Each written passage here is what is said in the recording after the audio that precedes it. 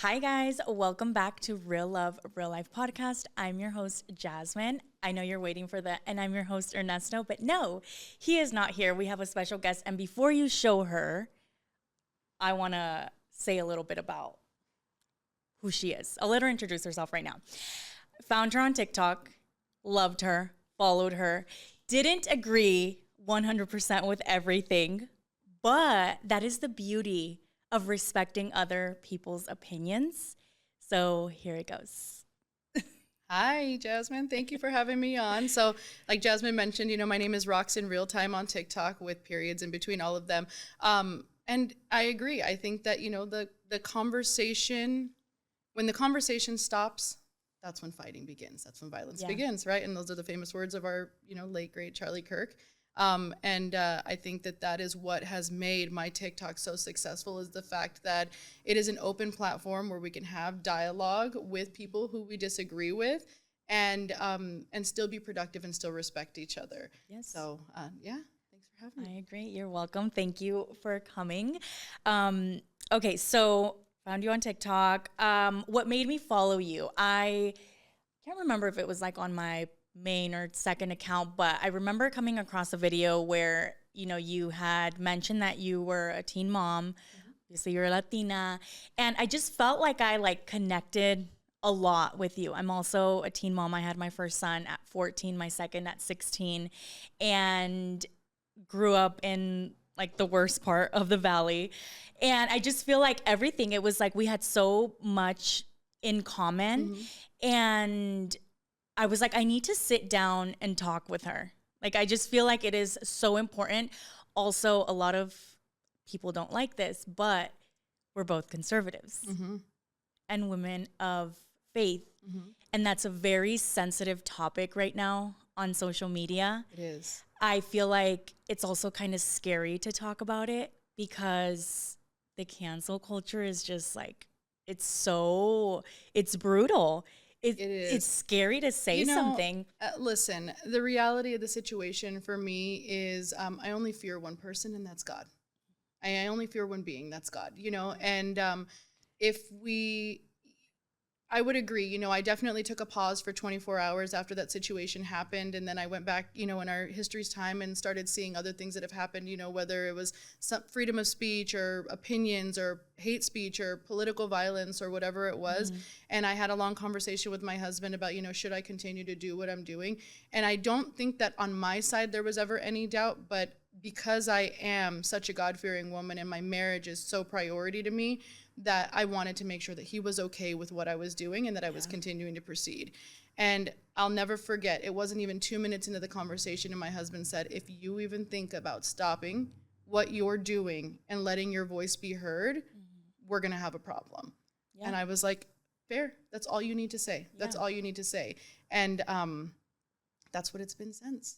I love that. And I feel like when somebody knows that you're a conservative woman, they think that people have this mindset, right? Conservative women's stay at home, you listen to your husband, you cook for him and you pack him lunch and this and that. And don't get me wrong, I love that. I love doing that. I don't. I am not a domestic gangster. You will not find me cooking. I don't clean.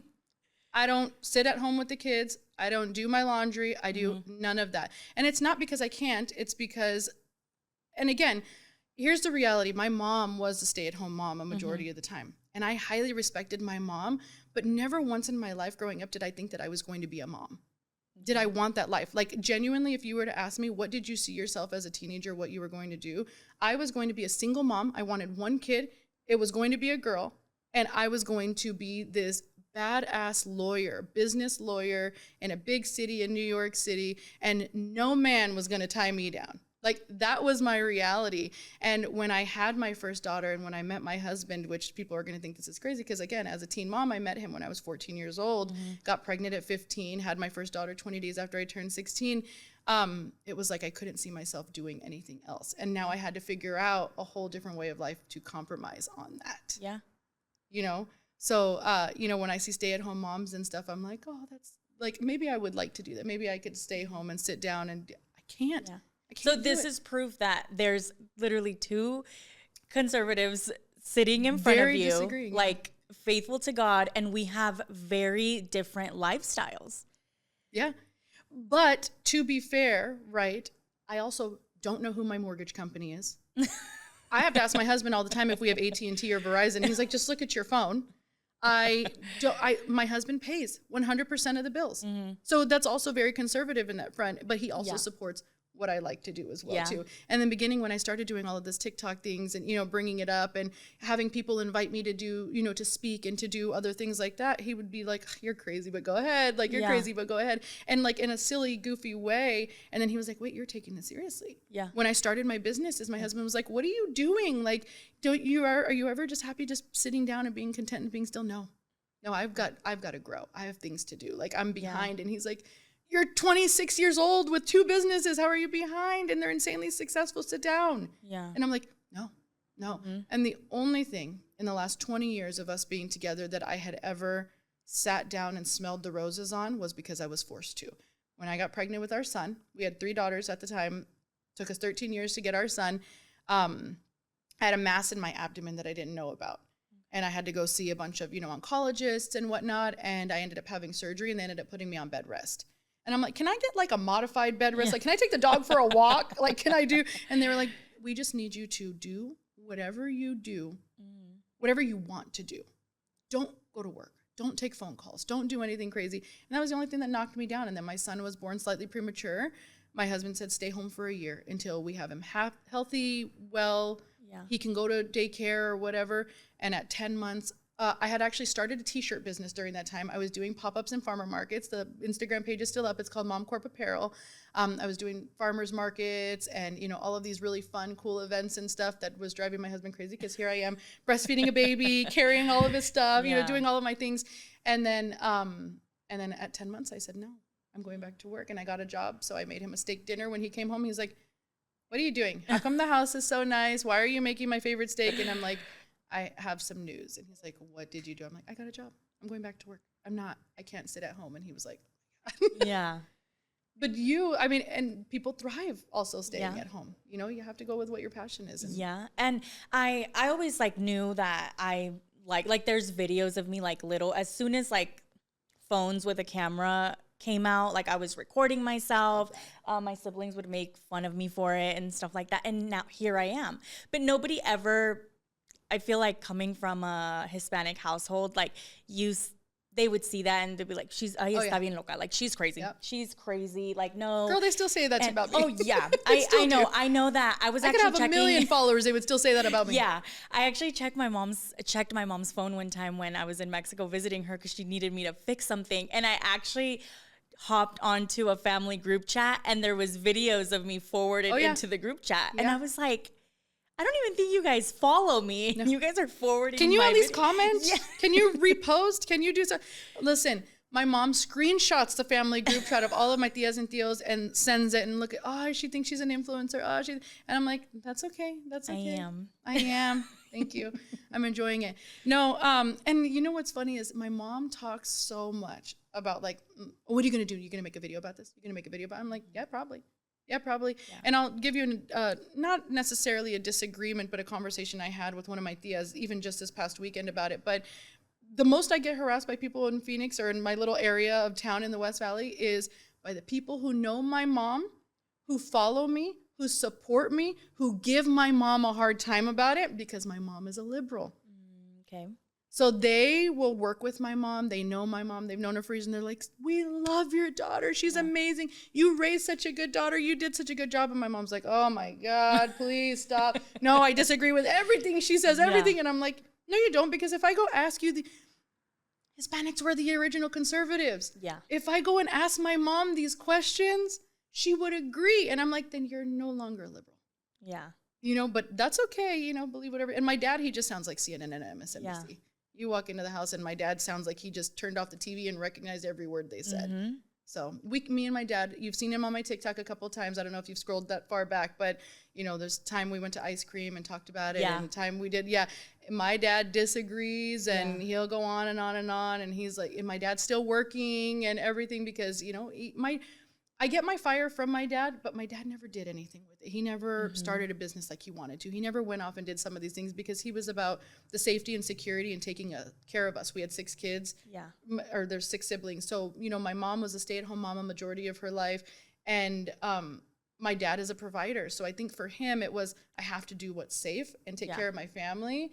So when he comes and he talks about some of the things that Trump is doing and whatnot, and he says the big beautiful bill, it's only going to give me a max $12,000. That's all I qualify for. And I'm like, how much you get under Biden? That's not the point. I'm just saying, how come 12,000 is all I can? Did you get any stimulus under Biden? Did you get anything under? Okay, I'm just asking, you know. And my mom's like, you stop it right now. And I'm like, why am I the one that's always getting yelled at? You know, he's the one that made the comment. I'm just proving him wrong, and he doesn't like it. So it's crazy. My parents don't live here, so we don't talk a lot about that stuff, but my husband's parents do. And my husband's dad is a liberal. And he can sit there and like go on and on and on. And I'm just like, I gotta go. I don't have like the energy for this. I stay there 10 toes down. You know me, I'm gonna fight all day long. And it's not even a fight. I stay calm, and then they get riled up. Then they get angry. Then they throw things. Then they're like, I don't even know why I'm here. And like my little brother, God forbid. Oh my gosh, God love my little brother. He's 25, liberal to the core, okay? And he sent me a message one time, and he was like, I hope you're happy that Trump got into office. You're gonna have your rights taken away. And I'm like, oh God, here we go again. Okay, like, come on, whatever. Okay. And then all I did was message him back. I think it was the day of the election, because I don't think they had called the results yet, right? It was the morning of the election. And he wanted to send me this nasty message. So I messaged him back, and I said, have fun fighting in World War III if Kamala wins, and that your blood will be on your hands. And he called my mom, and now my mom's calling me, and my dad's calling me, and everybody's calling me. And I'm like, and then we're the do not disturb. Do not disturb. Ignore. He's ignorant. He's 25 years old. He did not complete school. He is not working in anything valuable of a trade. He is not doing anything with his life. And he wants to tell everybody, I'm just like Roxanne. I'm just like Roxanne. I have the fire. Like, I'm going to be just like her, and I'm going to surpass her in success one day. And I'm like, you got to catch up first. You know, the people that I always tell my little brother, you know, the people that are doing better than you, they're not working twice as hard as you. They're not working 3 times as hard as you. I am working 500 times as hard as you. When I wake up at 4 a.m., I am immediately working out, walking, worshiping. I am checking my emails. I am taking care of the dogs. Like, there is a million things that I do before the first or the second person in my house even wakes up. What are you doing? Getting up 5 minutes before you have to leave the house? Saying you want to start 50 things? It's not, we are not the same. No. Nor will you ever compare. And I am the less than 1%. And I don't say that to be cocky. There was a lot of years I had that imposter syndrome where I was like, I don't deserve this. I have to work harder because I'm Hispanic, because I'm a female, because I'm, I don't have all of these degrees behind my name until I realized I can outwork anybody. I can outwork anybody. And that's literally what it was. Even in a world where I didn't have to. And people will say, well, you're lucky and you're blessed and you're this and that because your husband does all of that. And he pays all of the bills and he does all those things. I'm like, girl, you don't know the days. You don't know the days when our electricity was shut off and when we almost lost our house when I was out on bed rest with my son. And when, we went through all of these things that, my husband was working 3 jobs and I never saw him. You know what I mean? So those things just don't bother me. No, you can't. I mean, there's times too, right, that my husband was working 60 hours a week and he had a mobile detail business just to be able to like pay all the bills. Just to eat. And then when I blew up on social media, I really wanted him to take a break also because he was helping me. He was kind of like my little assistant. Yeah, I know. I love that. I love that. And then people were like, then that's wrong.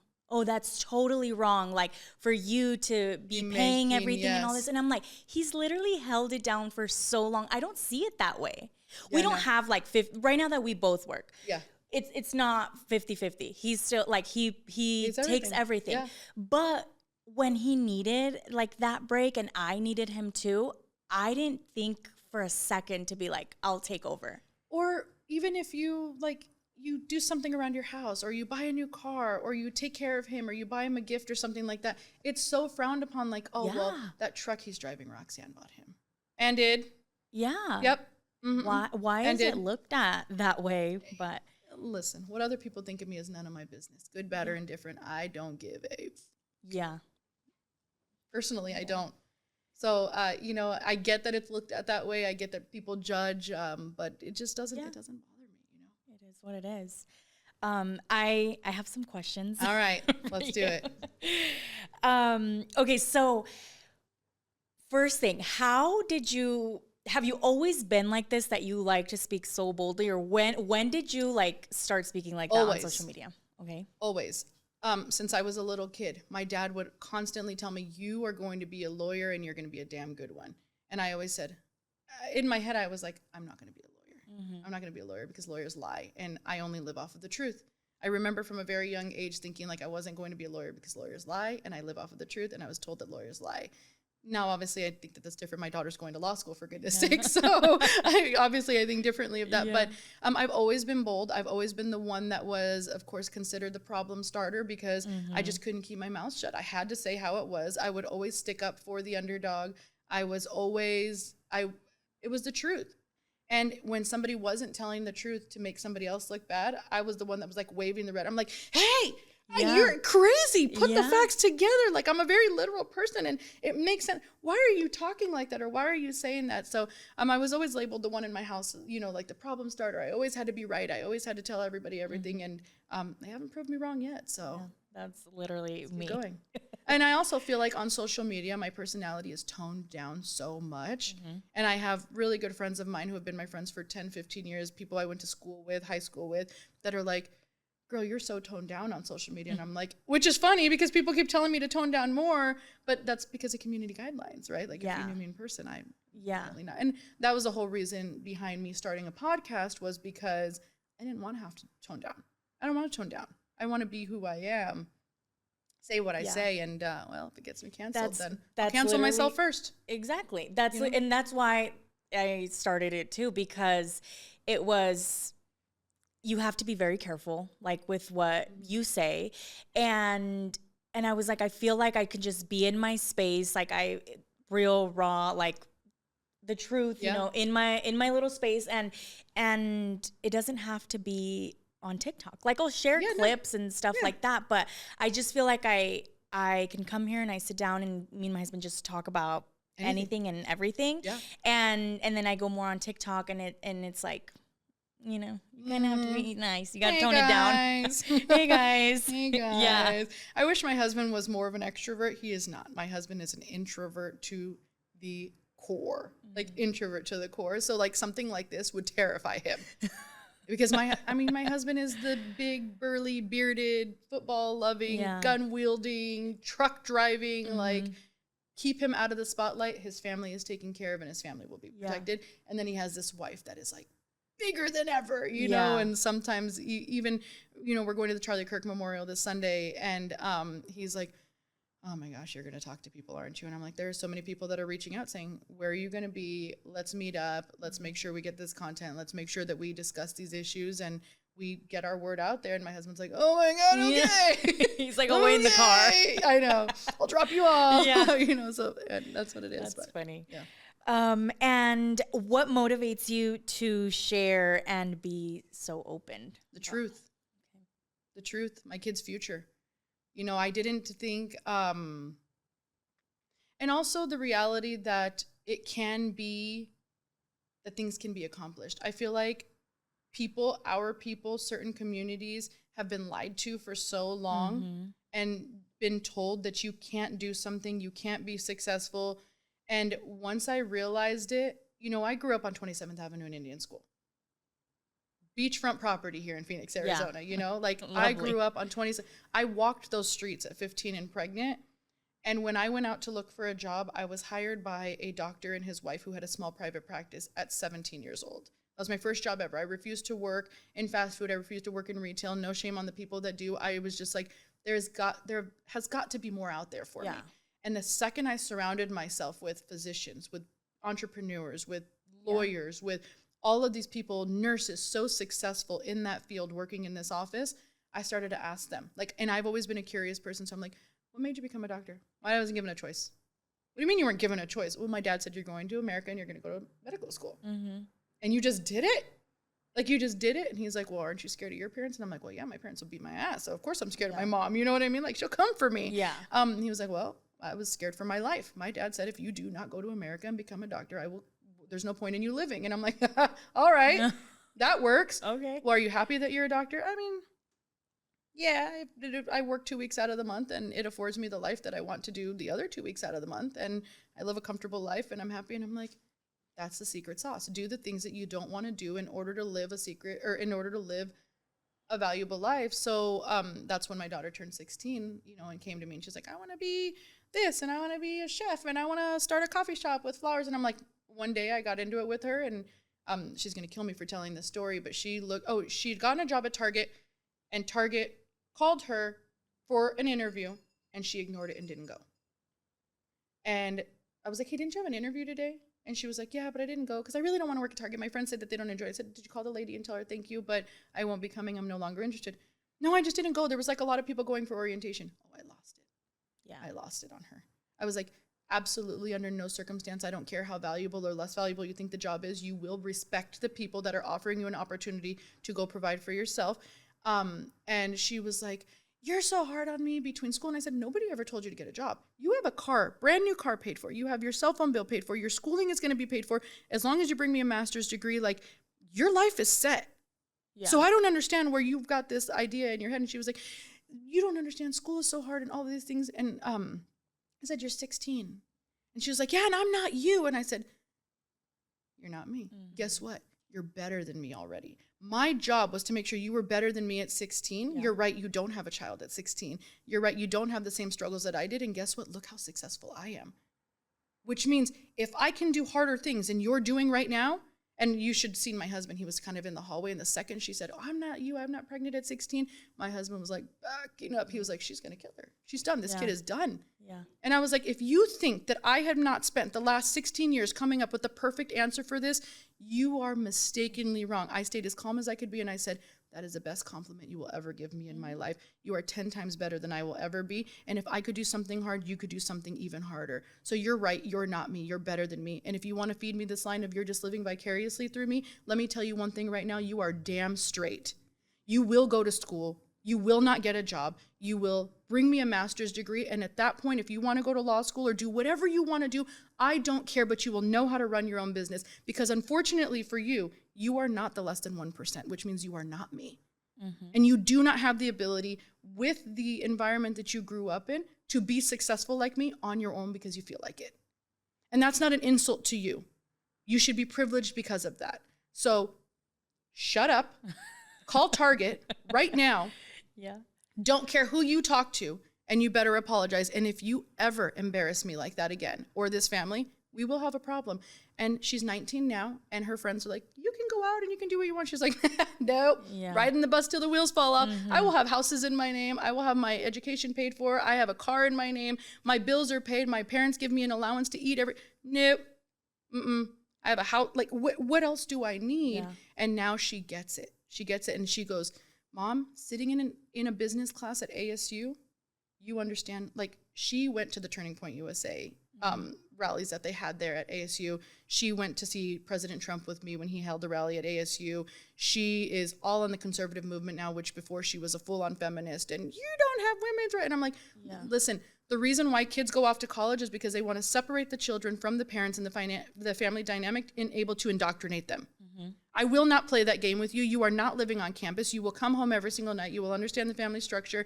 And she goes, the most liberal, crazy, wacky, can't even make sense place on the ASU campus is in ASU Business School. These finance bros that think that they are going to go, and they act so stupid and ridiculous, and how many of them have dropped out. And I said, now you see exactly what I'm talking about. You're welcome. Yeah. And that's great. she hates that. She hates that I was right. And I'm like, just follow what I tell you to do, and you'll live a very comfortable life. You can work a week out of the month and do whatever you want. Travel, I don't care. Be a patent lawyer. You could work anywhere in the world. Yeah. No problem, So that's what I say to parents out there who are like, how do I do this, with my child? Do not give them a choice. Yes. They are dumb. 18, 19, and 20 years old, they are so dumb. They don't have a clue what they're doing with their life. Mm-hmm. Stop giving them a choice. Like exactly. I don't play into the emotions and the mental health. You know, she played the card with me too. My mental health is so bad. My room is your mental health is bad because your room is a mess. Yeah. Go clean your room. Get up, comb your hair, brush your teeth every single day at the same time. Yep. Go for a walk. We live in a beautiful neighborhood. Go for a walk. Do not hit me with the, sorry, I stayed up till 4 a.m. watching movies. My room is a mess. I ate like crap. You are a woman now. And now you feel like shit the next day. And now you feel like shit the next day. Go take care of yourself. Yeah. I won't hit you with that. Don't do it. Don't do it. Yeah. So. I think and again, people think that I'm really harsh. You know, my mom is like, she's harsh. Being a woman is hard. And guess what? There are millions of other women out there. Yeah. Millions of other women who have hormones, who get their period, who can't get pregnant, who can't. That is the biggest mental health issue in our country right now is infertility. Hit me with something else. We can debate about it. We can argue about it all day long. But the only people I feel bad for in this country with severe mental health problems are the people who cannot get pregnant, because that is, as a woman, what your ability should be. Be fruitful and multiply. Yeah. And that's devastating to a woman if she can't. But yeah. Okay. That's why I'm saying I can't say this on TikTok. Yeah. Yeah, immediately. You won't get that flagged. on TikTok. But yeah, moms, dads, like, don't stop giving your kids a choice. I have a 14-year-old son, 12-year-old son, and a 4-year-old son. And it's just, this is what it is. You live in my house. You don't have a choice. Oh, that, you know, we don't live in those times anymore, or their mental health. This is it. This is it. These are the rules. This is what you're going to do. And you will thank me in the end. That's it. That's it. My kids play club sports. My kids play sports year round. We do not get a break. We get 2 weeks in July. What they can get from sports or a coordinated activity is not something I can teach them at home. Discipline, responsibility, teamwork, team spirit, working with people you don't like. You have children who are leaving at 18 years old, going into the workplace, getting into fights and having all of these problems because they've never done anything coordinated with people that they don't like. Yeah. Put me around people I don't like and I will show you that we can work together. Yeah. And people are like, you spend so much time on the volleyball court and at the soccer field. And my kids will be disciplined. Yeah. My kids will be organized. My kids will be respectful. My kids will know how to enter the workforce. But I guarantee you one thing, my kids will never work for anybody. But they'll employ your kid. Hustle till your haters ask if you're hiring. That's my motto. You know? Love it. Let's see. Okay, have you lost any friends or family because of the way you are? Yeah, absolutely. Absolutely. My own sister. I don't talk to my own sister anymore. And I'm okay with that.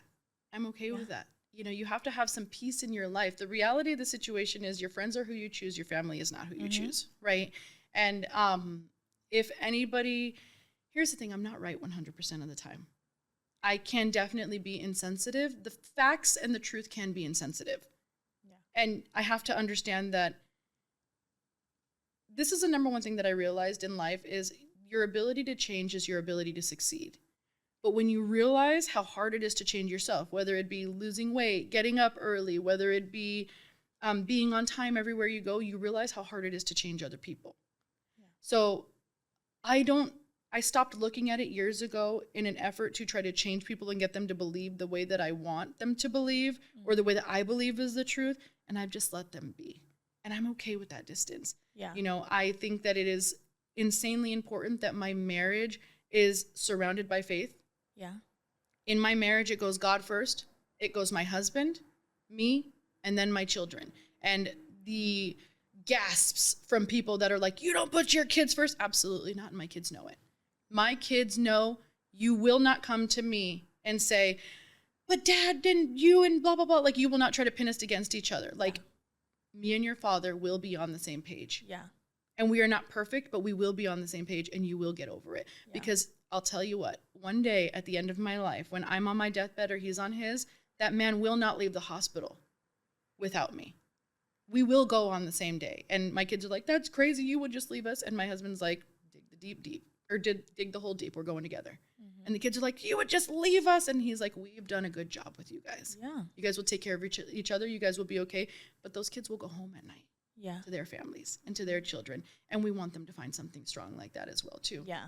Don't get me wrong. When I have grandkids, if I get grandkids, because my kids swear they're not having kids. But if I get grandkids, like, that's where we'll be. We will drive around the country following them. But, there's nothing stronger than what my marriage is. Yeah, that's great. And same. I have lost family, friends for one, like the social media, and then two, when, you know, they found out what side me and my husband were on, they were like, peace out. For the best. Yeah. Do you miss them? No. No. Is your life more peaceful? Absolutely. Yeah. I love it. It doesn't. I just have my like closure left. So if there's like anything else that you feel like needs to get out there, please. I don't know. You know, I think that it's just we're living in a different time right now, and I think that it is foreign for people that they have not only women speaking up now, but they have Hispanic women, minority women speaking up, that we are strong, that we are powerful, that we can lead the world in droves. And I think that that scares people. I think that that's terrifying to them, that how could you possibly come from this background that you did and think the way that you do. And, you know, I think honestly, I don't battle with what my truth is and what my beliefs are. I battle constantly with the outside world telling me that I'm wrong. And that doesn't persuade my decision in any way. It just makes me want to fight harder. Yeah. It fires me up even more. Yeah. So, I don't know. It's a different time. It's a different time, and I can feel it. Yeah. I can feel it. It definitely is. Okay, so if you're listening today and you feel like you're the only one that's still like holding on to your values, just know you're not. You know, I feel like women need to speak up now more than ever. I feel like that's super important, and I really hope that you guys like this episode. I will leave you guys Roxanne's socials so you guys can go follow her. Love it there. And yeah, anything else? No, I think that was great. Okay, well, Happy to be here. Thank you guys for being with us, and we'll see you next time. Bye. Bye.